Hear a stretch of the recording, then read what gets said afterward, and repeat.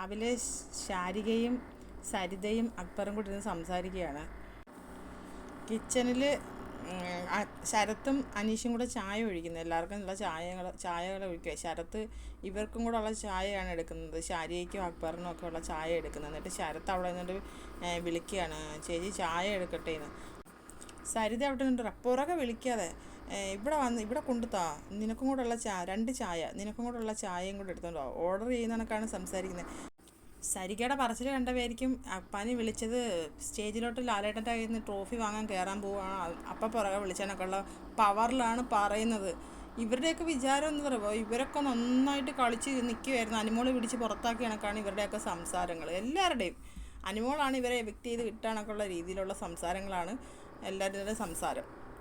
അക്ബറും പറയുന്നത് 2 ചായ. അപ്പം സരിക പറയാം, തൽക്കാലം 2 മതി എന്ന് പറയുന്നത്. ആദ്യം 3 പറഞ്ഞ് തൽക്കാലം 2 മതി എന്ന് പറയുന്നത്. ഇത്ര ധാർഷ്ട്യത്തോടൊക്കെയാണ് സംസാരിക്കുന്നത്.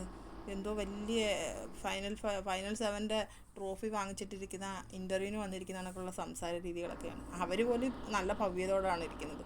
ലാലേട്ടന് കാണത്തില്ല ഇത്രയും പവർ. ബാറ്ററി എടുത്തോന്ന് ചോദിക്കുന്നത്, എന്നിട്ട് പറയുന്ന ബാറ്ററി ആതിര എടുത്തുകൊണ്ട് വരും. ആതിര ബാറ്ററി ആയിട്ട് വരുമ്പോൾ ചോദിക്കുന്നത്, ഞാൻ അതിനല്ലേ കുട്ടിയെ വളർത്തി വലുതാക്കിയത്. ഭയങ്കര ഓവറായിട്ടുള്ള സംസാരങ്ങൾ സരിത. എന്തോ അക്ബർ പറയുന്നുണ്ട്, നമുക്ക് പുറത്ത് പോയിട്ട് ദിലീപേട്ടനെയൊക്കെ ഒന്ന് കാണണം, എന്നിട്ട് നമുക്ക് എല്ലാവർക്കും കൂടെ ഒന്നിച്ച്. അപ്പോൾ പറയാം, ഞാൻ നിങ്ങളെ നിർബന്ധിക്കുന്നില്ലേ എന്ന് സരിക പറയാണ്. ഭയങ്കര ഒരു വല്ലാത്ത സംസാര രീതി, ഒട്ടും ഇഷ്ടപ്പെടുന്നില്ല സരികയൊക്കെ തിരിച്ചു വന്നത്. അപ്പം അടുത്തൊരു ലൈവ് അപ്ഡേറ്റുമായിട്ട് വരാം. എല്ലാവരും എൻ്റെ ചാനലൊന്ന് സബ്സ്ക്രൈബ് ചെയ്യണേ, സപ്പോർട്ട് ചെയ്യണേ.